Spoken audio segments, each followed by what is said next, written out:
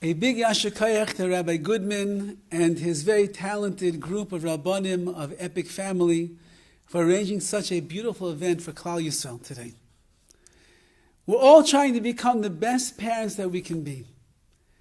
Looking for some magical formula, some insight and advice from the chinuch experts of Klal Yisrael that will teach us how to actualize the potential that lies inside of us to become the best parents for our children that we could possibly be. There's a story that is told of a young man who unfortunately went off the derech of Yiddishkeit. And by the time that he had been sitting down to meet with this particular rabbi, he was already with long hair, t-shirt, jeans, and he was an avid electric guitar player. And as he was sitting there across from a certain Rav that was helping to deal with kids that have struggles in life, the rabbi asked him, so tell me, Yitzi, what is it about the guitar playing that's so much greater than anything that you saw in Yiddishkeit? So much greater than yeshiva, so much greater than your learning, so much greater than Shabbos, greater than your friends. What's so amazing about the guitar that you love that more than you love anything to do with Judaism? So without skipping a beat, the young man looks at the rabbi and he pulls out his phone. And he says, let me show you something, Rabbi. Just yesterday I posted myself playing the electric guitar, one of my favorite songs. Look at this. And he shows 10,000 followers and hundreds of likes, that thumbs up that makes a person feel good. And he says to the rabbi, do you understand what I'm talking about? He said, in yeshiva and at home, they made me feel like I was horrible, that I was terrible. I was never good enough in learning. I was never good enough in that. I could never accomplish this, never accomplish that. But then there I am on the guitar, and I've got 10,000 fans, and hundreds of likes, and everybody's giving me accolades. Who wouldn't think that this is better than something else? Chazal tell us in the Mishnah, as we know, Chavivin Yisrael shenikru banim l'makom. Klal Yisrael is beloved because we are called the banim, we are the children to the Ribbono Shel Olam. Every child in this world needs to know how beloved they are in the eyes of their parents. Parents have a wonderful knack of catching children when they're doing the wrong thing. But we have a very difficult time catching our children when they're doing the right thing. We have no problem seeing all the negative aspects and attributes in our children. The midah of kas and their atzlus and their laziness and all the different things. When they don't do what we ask them to do, we let them know that they didn't do what we asked them to do. But how much do we see the beauty and the glory and the splendor that is in the neshama, that is in the souls of our children? How much do we study the beauty of our child? How much do we look into the koiches hanefesh, into seeing who they truly are? How much do we expose to them the strengths that they have, the talents that they have, the incredible gifts that they were given at birth? How much do we tell our children, we love you, I love you, even when the child is driving you crazy? It doesn't say Chaviv in Yisrael, the Jewish people are beloved when they're doing the ratzon of Hashem. It doesn't say Chaviv and the children of Klal Yisrael are beloved when they make Hashem happy. It doesn't say Chaviv in Yisrael when it is that they are following every single mitzvah that it says in the Torah. It says Chaviv in Yisrael, they are beloved to Klal Yisrael because they are called Banim L'makom, we are called as children.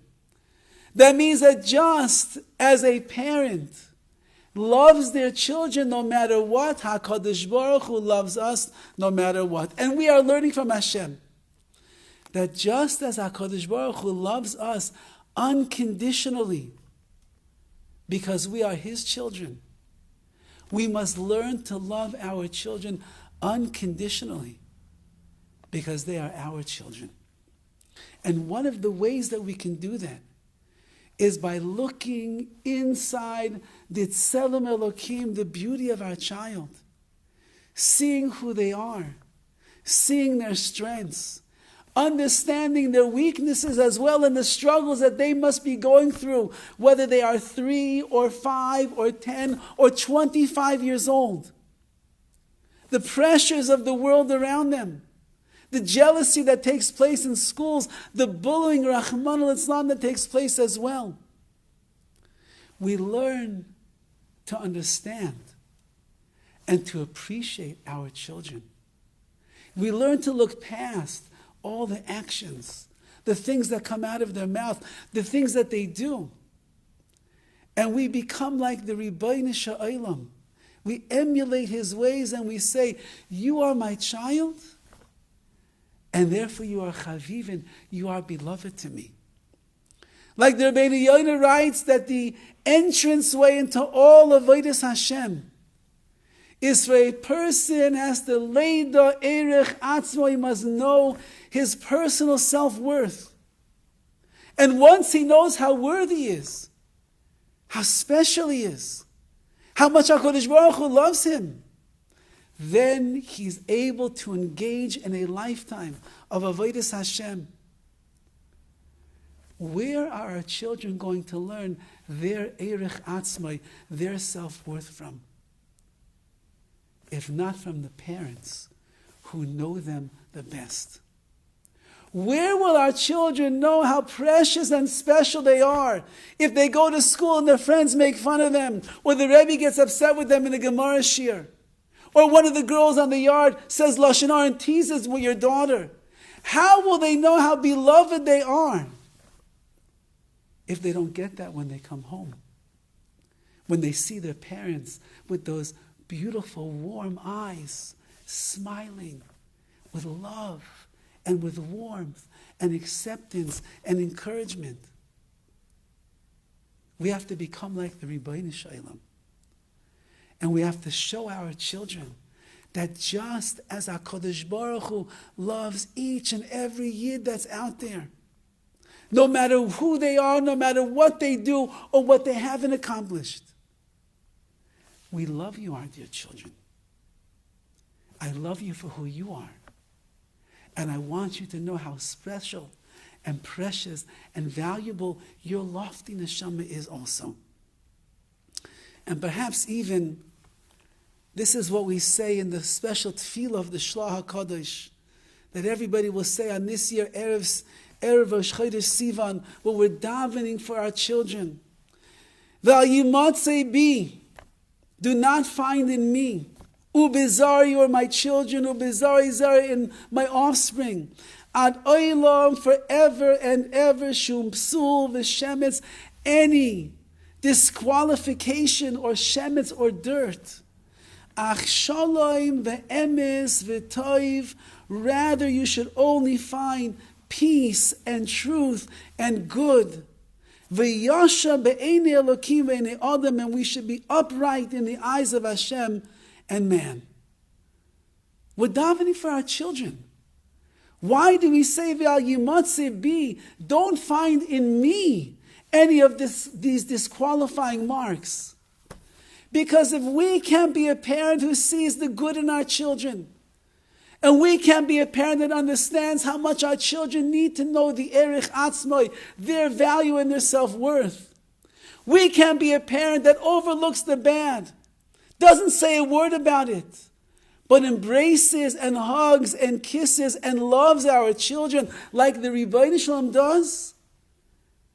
Then there's a psul and there's a shemetz. There's something disqualifying and dirty inside of us.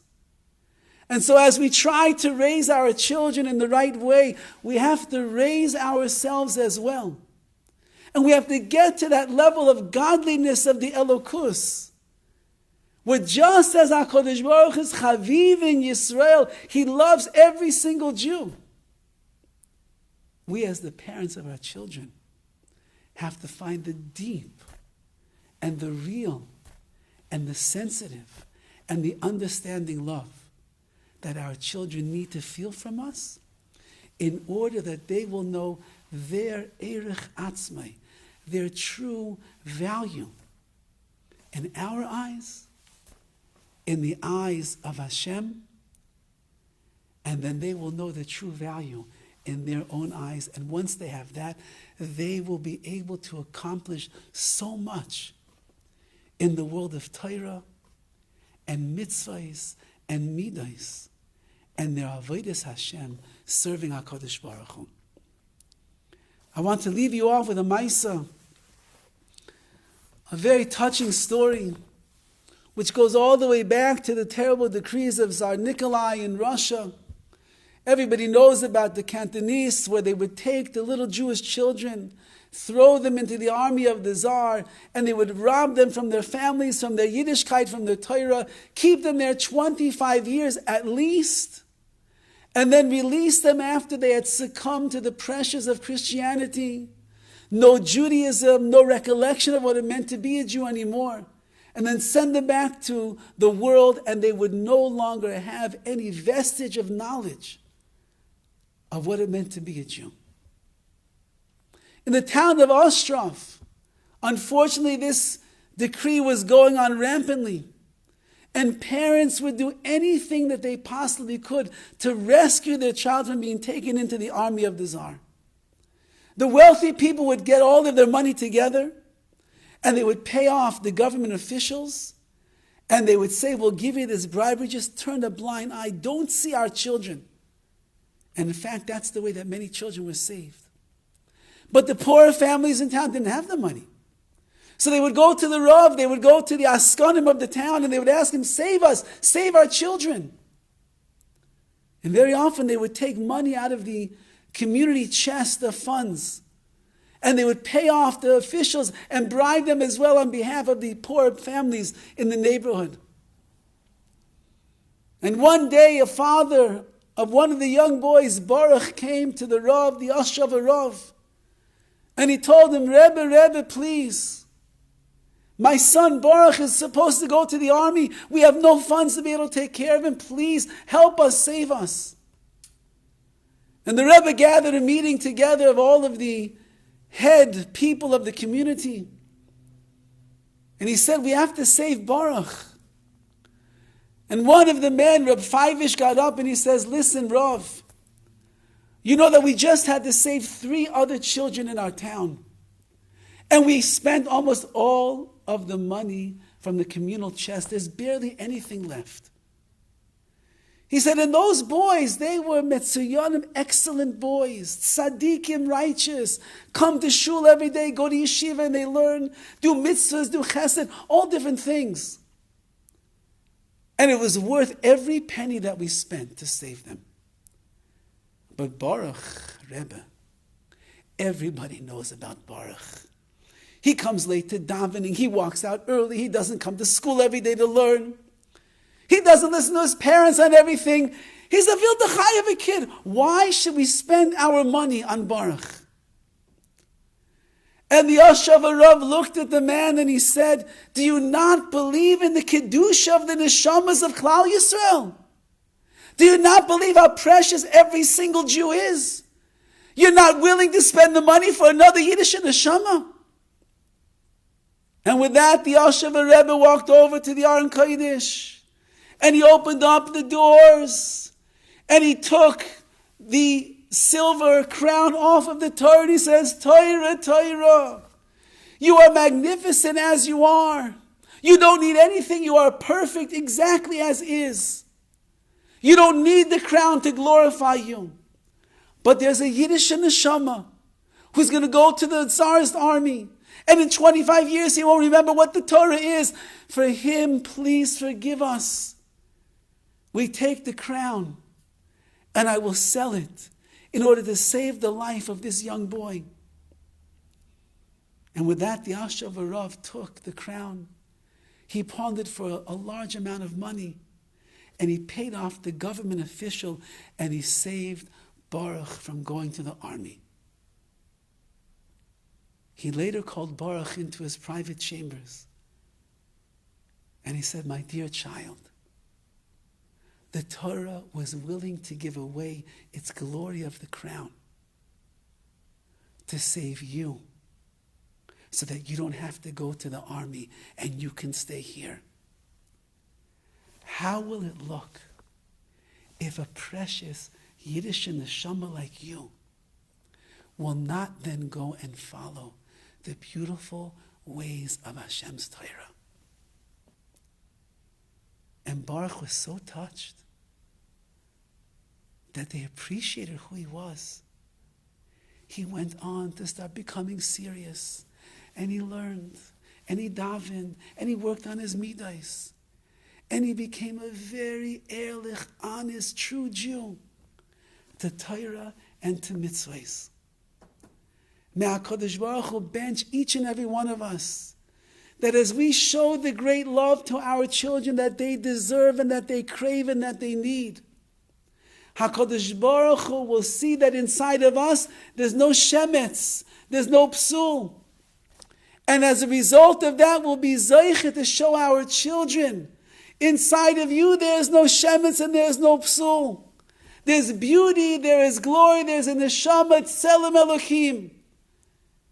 That once you understand the Erech Atzmo, your value, your worth, then you will be able to become the most Ehrlich Yid, the most greatest Jew that you can become in your life. May we be zeiche, each and every one of us, to see nachas from our children, and our children should see nachas from us, that we give them the love that they truly need.